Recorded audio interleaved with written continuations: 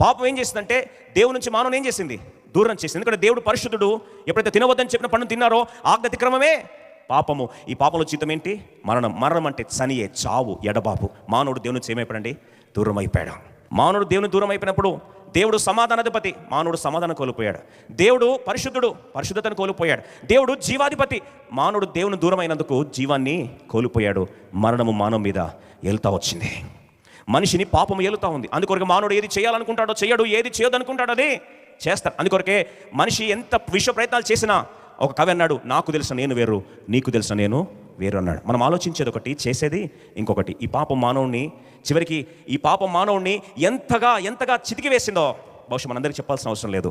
ప్రతి మనిషిలో ఇద్దరు వ్యక్తులు ఉంటారు. అందరు తెలిసిన వ్యక్తి ఒకడు, ఎవరికి తెలియని వ్యక్తి ఇంకోటి. అందుకొరకు చూడండి, మన ఫోన్ చూసారా, లాక్ ఎట్లా పెట్టుకుంటాం? పిట్టదిప్పి.